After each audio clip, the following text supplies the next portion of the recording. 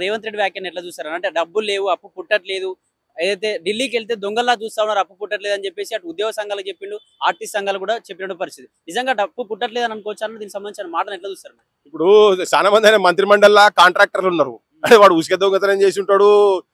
ఇనుము దొంగతనం చేసి స్టీల్ దొంగతనం చేసి ఉంటాడు తటపారాలు దొంగతనం చేసి ఉంటాడు ఇటువంటి వాళ్ళు అందరినీ ఉన్నారు నీ దాంట్లో అంతా కాంట్రాక్టర్లే సగం మంది కానీ ఎక్కువ కాంట్రాక్టర్లేనే ఇలా ఏ బిల్లు అయినా ఏదైనా కానీ పర్సెంటేజ్ లేకుండా బయటకు వస్తలేవు మరి దొంగ లెక్క చూడకపోతే ఎట్లా చూస్తారా నాకు అర్థం కాదు ఈయనకు రాజకీయం కూడా పాడే తెలుస్తలేదు నాకు ఒకవేళ నీకు అట్లా పరిస్థితి ఉన్నది ఉంటే గత ప్రభుత్వం వాళ్ళు మొత్తం అట్లా చేసి పోయినరు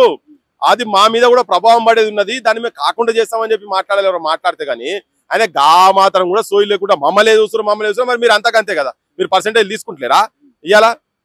ఏ ఏ సైట్కి పోయినా తీసుకుంటారు కదా మీరే ఇల్లీగల్ కన్స్ట్రక్షన్ గత ప్రభుత్వం వాళ్ళు చేసిరని చెప్పి మీరే చెప్పిండ్రు కదా ముఖ్యమంత్రి చెప్పిండు కదా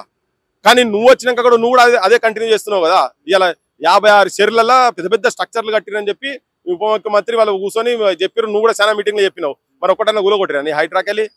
కూలగొట్టలే కదా ఏవన్ ఫామ్ హౌస్లు పోయినాయి ఒక ఫామ్ హౌస్ అన్న పోయిందా ఏమన్నా కేటీఆర్ ఫామ్ హౌస్ పోయిందా కేసీఆర్ ఫామ్ హౌస్ పోయిందా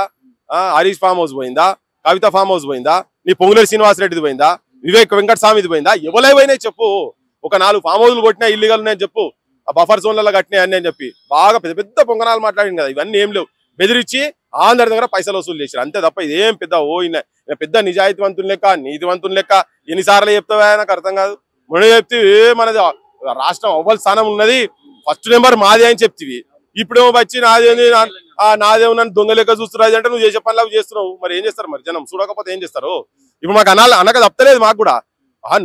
ఇదే ముఖ్యమంత్రి అన్నాడు నేను అనే కాదు ఇదే ముఖ్యమంత్రి క్లియర్ గా చెప్పిండు నాకు కడుపు కట్టుకుంటే ఇట్లా తీసి పడేసి ఒక సంవత్సరాలు అన్ని స్కీములు ఇచ్చి పడేస్తాను సంవత్సరంన్నర అయింది నీకు ఆలోచనే లేదు కదా నువ్వు ఫస్ట్ ఎట్లా దోపిడీ చేయాలి నువ్వు మొత్తం ఎట్లా తినాలి నువ్వు నీ మంత్రి మండలి నీ గ్యాంగ్ మొత్తం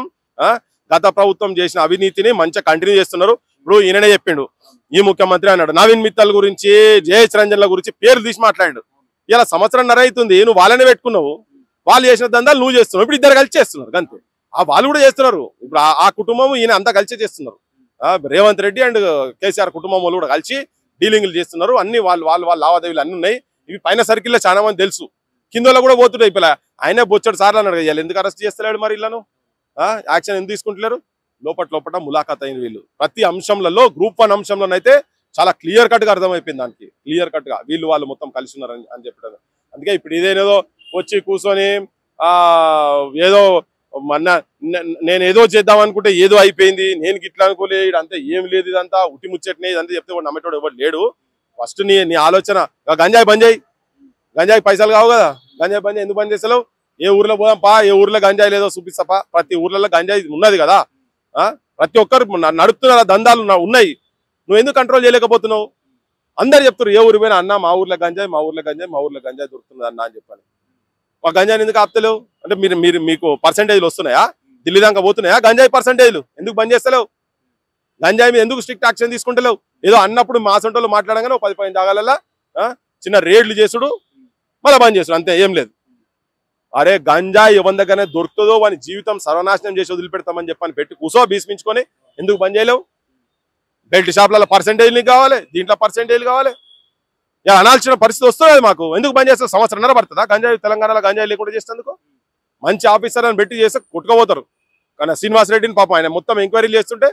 తీసవతల పడేసిండు ఆయన తీసవతల పడేసారు ఆ రిపోర్ట్స్ వచ్చి చేస్తుంటే మంచి స్ట్రిక్ట్ ఆఫీసర్ని పెట్టాలి పెడతలేరు ఇవన్నీ అందుకే వీళ్ళందరికీ ఎమ్మెల్యేలకు కావచ్చు వీళ్ళకి ఎక్కడో ఒక దగ్గర మరి లావాదేవీలు ఉన్నాయి మనకు ఎరకలే కానీ పైన నుంచి అయితే అది లేకుండా మాత్రం నడవదు కదా పర్సెంటేజ్ లేకుంటే దందా నడుస్తుందా చెప్పు నువ్వే చెప్పు నడుస్తుందా మరి అన్ని పర్సెంటేజ్లు దందాలు నడుస్తున్నాయి అందుకే నువ్వు వచ్చి ఏడు ముఖం పెట్టి గోసోలే ముఖం పెట్టి గోదావరి నీళ్ళు యాడ్ చేసినట్టు ఈనసంటోడు అట్లనే ఈ ముఖ్యమంత్రి కూడా అట్లనే ఉన్నాడు నువ్వు గోసోలే ముఖం పెట్టి గోదావరి నీళ్ళు యాడ్ చేసినా కృష్ణ నీళ్ళు యాడ్ చేసినా నాతో ఏం అయితలేదు అన్నా కానీ నీతో ఏం కాదన్న సంగతి జనానికి కూడా అర్థమైపోయింది నేను అమాయకుడు మాత్రం కూడా అనుకుంటలేడు ఇది గుర్తుపెట్టుకో ఏదైతే అప్పు పుట్టట్లేదు నన్ను దొంగలా చూస్తారని చెప్పిన రేవంత్ రెడ్డి ఇప్పుడు అందాల పోటీల కోసం 200 కోట్లు ఖర్చు పెడతా ఉన్నా అంటే అవి ఎక్కడి నుంచి వస్తున్నట్టు మరి ఇక ఆయన అడగాలి ఆయనకు ప్రియారిటీస్ ఏమున్నాయో దీంట్లో మనకు తెలియదు కదా ఈ అందాల పోటీలలో ఈ సంస్కృతి సాంప్రదాయాలను పెద్ద ఎక్కడో తీసుకుపోయి నిలబెట్టాలని ఆలోచన ఆయనకు ఉన్నట్టున్నది కానీ అట్లా ఉండేది ఉంటే ఆయన ఇంతకు ముందే దీని సైడ్ ఏం వర్క్ చేసిండో జనాలకు చూపిస్తే తెలుస్తుంది అది ఓకే ఉట్టిగా ఏదో జయ జయ తెలంగాణ అనే పాటను తీసుకొచ్చి ఆంధ్రాయనతో మ్యూజిక్ డైరెక్షన్ చేయించినట్టు కాదు నాయన నువ్వు ఏం చేసినావు చెప్పు, నువ్వు ఏం చేసినావు ఇప్పటిదాకా ఈ సంస్కృతి సాంప్రదాయాలు కాపాడటానికి ఏం చేసినావు, ఇక్కడ ఎన్ని అంతరించిపోతున్నటువంటి కళలను నువ్వు ఎన్ని బయటికి తీసుకొచ్చినావు నువ్వు చెప్పాలి కదా, బయటికి చెప్పాలి కదా. ఇవన్నీ బక్వాస్ మాటలు. సోయి లేదబ్బా ఈ గవర్నమెంట్ కు, జనంకి ఏమైనా చేయాలని లేదు. మీద మీద మీద మీద మెరుపులు చూపించి ఏదో చేసుకోపోతా అనుకుంటుండు. నిజంగా చేసేది ఉంటే దానికి ఒక వేరే ప్రణాళిక ఉంటది, ఇట్లాగా చేసేది అదంతా. చివరిగా ఏదైతే అందాల పోటీకి వచ్చిన కంటెస్టెంట్ల యొక్క కాలు కడిగించిన వరంగల్లోని మన తెలంగాణ ఆడపడుచులతో దీన్ని ఎలా చూసారన్న? చివరిగా బరాబ్బర్ నేను తప్పు పడుతున్నబ్బా. ఎందుకంటే ఆ సామాన్యులతో నువ్వు కడిపించాల్సింది కాదు, నువ్వు సంస్కృతి ఇది అని చెప్తున్నారు. ఇలా ఆయన ఏదో మెసేజ్ పెట్టిండట, మీరు దీన్ని రాద్ధాంతం చేయకండి. మేము రాద్ధాంతం మేము చేస్తలేము అబ్బా, మీరు చేస్తున్నారు. నువ్వేంది కాళ్ళు కడిగిస్తున్నావు, కాళ్ళు కడిగించి టవల్ ఇచ్చి తుడిపిస్తున్నావు. కడిగిపించుకునేటోళ్ళకు కూడా వాళ్ళు అనీజీగా ఫీల్ అయ్యే విధంగా ఉన్నది. నీకు అట్లీస్ట్ పారాని పెడితేనన్నా ఇక్కడ సాంప్రదాయం అనుకునేటట్టు ఉండే. వచ్చిన కాళ్ళకు పారాని పెడతారు కదా, వాళ్ళకి అడుగు వాళ్ళు కడుక్కుంటారు. వాళ్ళు ఆ బయట దేశాల్లో ఇక్కడ కూడా వాళ్ళ పనులు వాళ్ళే చేసుకుంటారు కదా, మన లెక్క ఉండదు. కానీ ఓకే నువ్వు ఇక్కడ కల్చర్ చూపించుకో, పారాని పెట్టిన ఎవరికన్నా. ఈయనకు నిజంగానే కనుక ఉండేది ఉంటే వాళ్ళ మంత్రులతోటి, వాళ్ళ ఎమ్మెల్యేలతోటి, వాళ్ళ ఇంట్లతోటి, అందరి ఇళ్లతోటి మొత్తం తీసుకొచ్చి ఇక్కడ పెడతావా, మళ్ళా రామప్ప తీసుకోపోతావా, లేకపోతే హైదరాబాద్ ఎక్కడన్నా పెట్టి వరుస పెట్టి అందరితో గడిపి ఇప్పుడు నేను చెప్తున్నా పారాని కూడా పెట్టి ఇప్పుడు మళ్ళీ కొత్తగా. ఇంతకుముందు చేయలే సరే, మీ వాళ్ళకి అక్కడ మీ చేష్టోళ్ళకు పాపం తట్టలేదు, తలకాకి తట్టలేదు, ఏందో తెలియదు. కానీ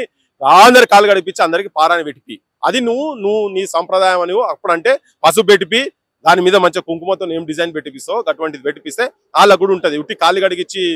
వదిలేసి ఇది మా సాంప్రదాయం అని చెప్తే ఇది సాంప్రదాయం అవునో కాదో ప్రతి ఇంటికి ఎరక. ఆడబిడ్డలు ఇంటికి రాగానే కాళ్ళు కడుగుతారు, ఆడి పిల్లలు వస్తే కూడా కాడగలుగుతారు. వద్ద మరదలు వచ్చినా కానీ కడుగుతారు, పారాన్ని పెడతారు కదా. ఆ పారాన్ని పెట్టే సంస్కృతి ఇక్కడ ఉందని చెప్పి నువ్వు చూపి. ఆ టర్మరిక్ ఎందుకు పెడతారని దాని సైంటిఫిక్ రీజన్ కూడా వాళ్ళకి అర్థం చేసుకుంటారు. వాళ్ళు పోయి ఎందుకు పెడతారు కాళ్ళు, బయటికి వెళ్ళి వచ్చిన వాళ్ళకు పసుపు ఎందుకు పెట్టి లోపలికి రానిస్తారు, ఎందుకు కాళ్ళు కడుక్కుంటారు. ఇక్కడ కల్చర్ ఏంటిది గవని చెప్పేటట్టు ఉండాలి. కానీ తీసుకొచ్చి వరుస పెట్టి కాళ్ళు కడిగించి ఇదే ఇక్కడ కథనే పెట్టిపోయి మీ ఎమ్మెల్యేలతోటి మీ మంత్రులతోని అందరితోని కాళ్ళు గడిపి వాళ్ళ